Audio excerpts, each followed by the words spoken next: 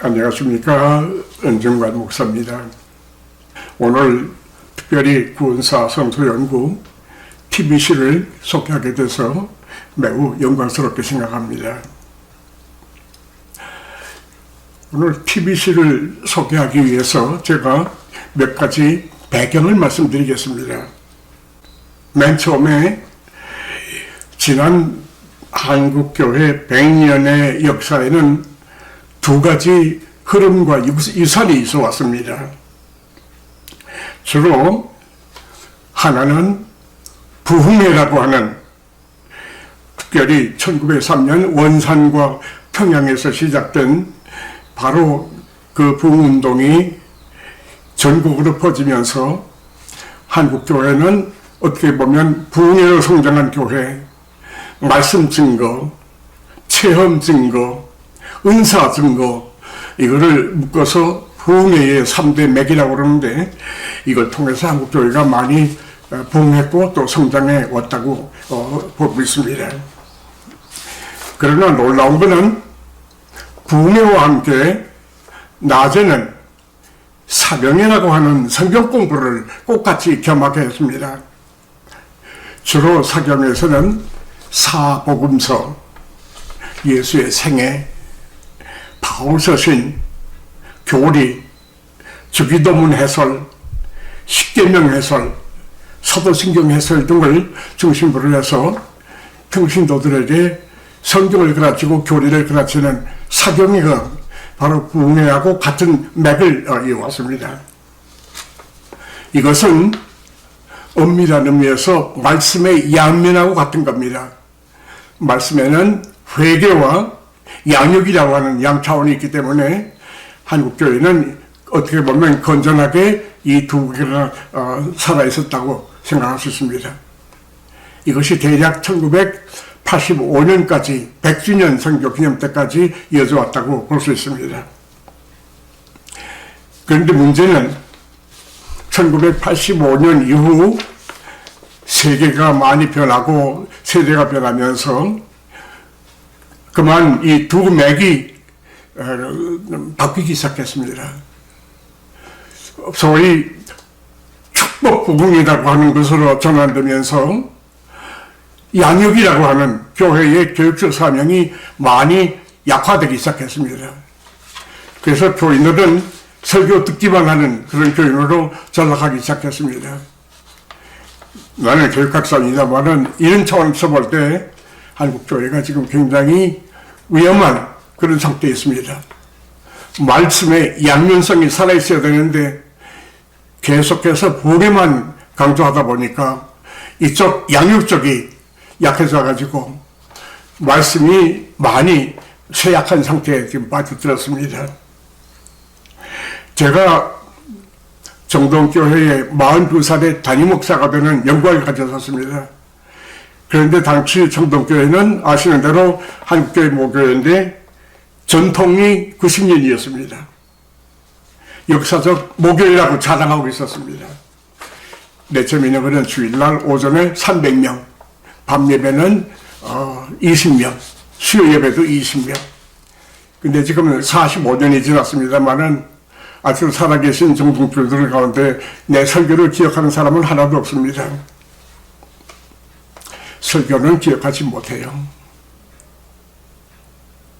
나는 20시간이나 준비해서 설교를 했는데 그거는 정동교인들에게는 아무 의미가 없었어요. 하도 밤 예배가 안 와서 한국 수 없이 수요일날 밤을 수요 예배에서 수요 성서로 바꿨습니다. 그랬더니 120명이 모이기 시작했어요. 정동교회 역사상 처음으로 성경 공부를 시작하는 겁니다. 단 조건이 창세기 1장에서부터 묵시록 마지막까지 통독을 하는 거로 3년을 계약을 하고 시작을 했는데 가장 중요한 조건은 일주일마다 정해진 성경을 꼭 읽고 와야만 됩니다. 목사는 1시간 동안 그것을 가지고 해설을 했어요. 본문의 의미, 이 본문이 담고 있는 역사적 상황이 어땠냐, 거기에 하나님이 주시는 메시지가 뭐냐, 그래서 이걸 가지고 1시간 반 강의를 했습니다. 놀라운 일은 나 자신이 변화될 뿐만 아니라 바로 그걸 인해서 정동교회의 120명이 하나님의 말씀하고 만나기 시작했습니다. 그리고 1979년 8월 달에 연세대학교 신과대학 교수로 갔습니다. 그런데 이상하게 대학에 갔는데 계속해서 정동교회의 수요성서 연구 경험이 떨어지질 않아요. 이거 어떡하나. 한국교회 미래가 이 성경 공부에 있는데 이걸 어떡하나. 고민하다가 뜻이 있는 목사님들하고 의논했더니 뭘 하나 만들자. 그래서 1988년 10월달 그때 구약학 교수 3명, 한신대, 장신대, 그 다음에는 나사렛 대학교, 그 다음에는 신약학은 연세대학교, 감신대, 교회사까지 그때 했기 때문에 서울신학대학하고 연대, 교육학, 나를 포함해서 교육학 교수 1명하고 9명이 2년 동안을 달려들어서 구약 창세기로부터 묵시록까지 성경 교재를 준비하기 시작한 겁니다. 드디어 2년 뒤에 10월달 TBC 제1판이 나왔어요. 구약, 신약, 교회사 104과하고 비디오를 거기다가 끼워놨댔습니다. 2003년 대학원에 설립하기 2년 전에 TBC 제2판이 나왔습니다. 이 판을 완전히 확대했던 거죠. 그 대신에 교회사 그때는 없었습니다. 그리고 난 다음에 내가 대학원을 설립하고 총장 임기 끝난 다음에 지난 3년 동안 집에서 조금은 몸이 불편했었지만은 하나님의 인도하심 안에서요, 구약에서부터 신약까지 전체를 목회자 교재하고 평신도 교재를 전체를 내가 편집하기 시작했습니다. 그래서 다음 주에 제3판이 TBC가 나옵니다. 현재까지 약 3,000교회 그리고 30만 정도의 평신도가 TBC에 참여를 했습니다. 어떻게 TBC가 형성되어 있느냐? 창세기 1장에서부터 66권 요한계시록까지요, 전체가 하나님의 구원의 역사예요. 하나님께서 시작하셨고 하나님께서 행하시는 거고 하나님께서 마무리하시는 약속이에요. 그 역사를 크게 말하면 5C로 나눠요. 처음이 창조예요. 크리에이션이에요. 창조는 아시는 대로 하나님께서 무에서 창조하셨고 인간의 타락했음에도 불구하고 심판하시면서도 다시 구원하시는 역사가 창세기예요. 주제에 가장 중요했던 것이 바로 이 창조는 이 우주를 만드신 하나님의 창조의 솜씨예요. 이 우주가 아름다워요. 왜? 하나님이 선하시기 때문에. 지금 코로나로 인해서 세계가 고생하지만 내가 잘 모르지만은 이게 지금 인간이 하나님의 창조 질서를 파괴했기 때문에 오는 심판이에요. 이 창조 질서, 하나님께서 애당초 만드셨을 적에 아름답게 만드셨던 이 창조를 인간이 가꿔야 되는데 인간이 그만 착수해버렸어요. 그래서 이 우주가 이렇게 지금 엉망이 돼가지고 병이 나오는 거예요. 그 다음에 성경의 두 번째 주제는 바로 언약입니다.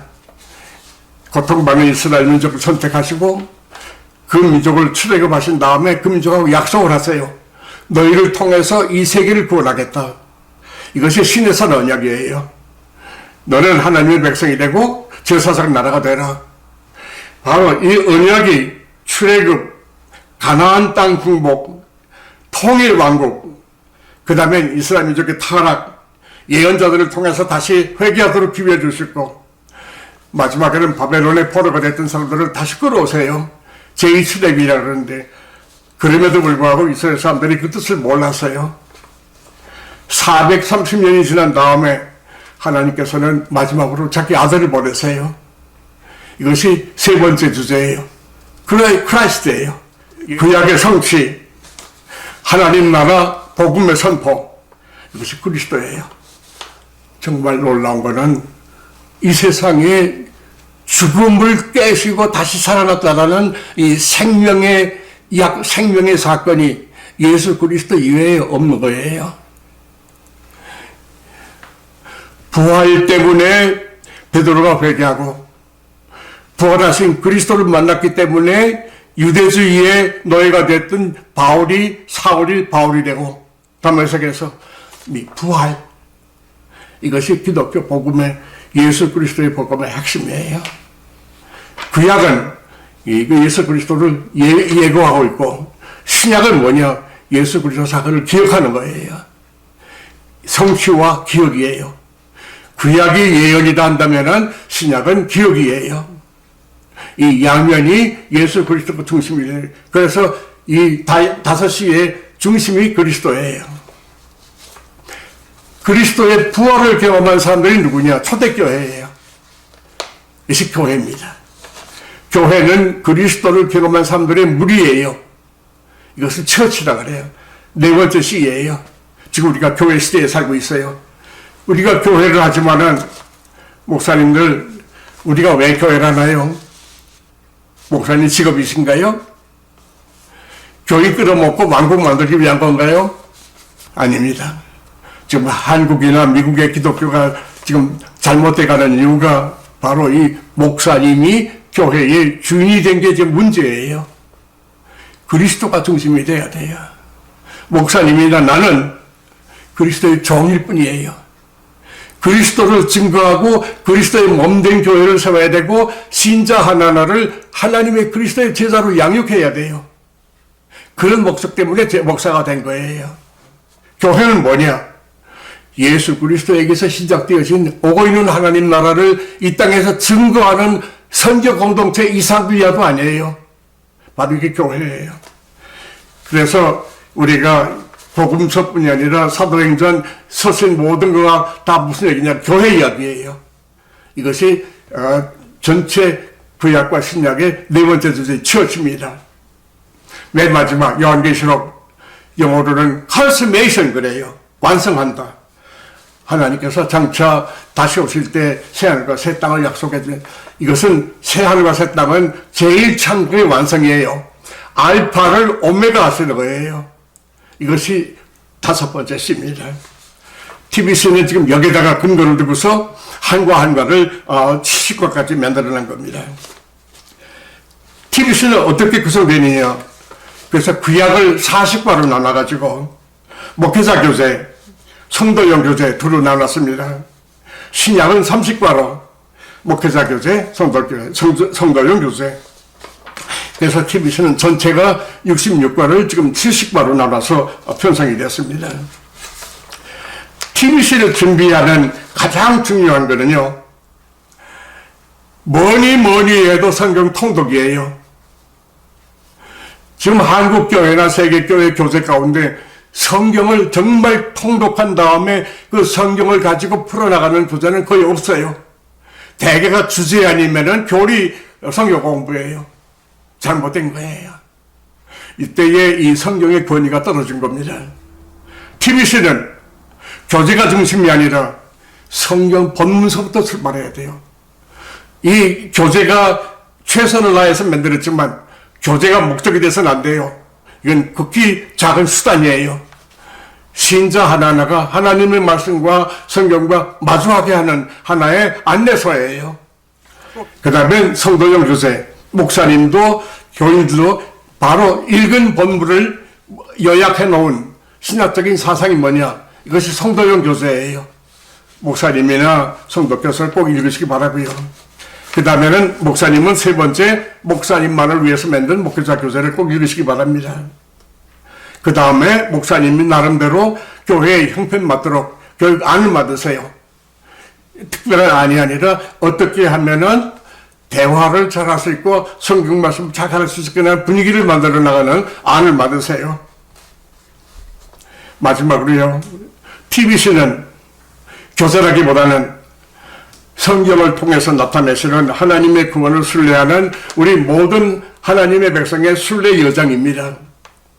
순례하는 여정이지 가르치고 배우는 것은 그건 하나의 과정이에요. 목적은 뭐나 하나님 나라를 보게 하고 경험하게 하고 하나님 나라와 함께 살게 하는 그런 데 목적이 있는 거다.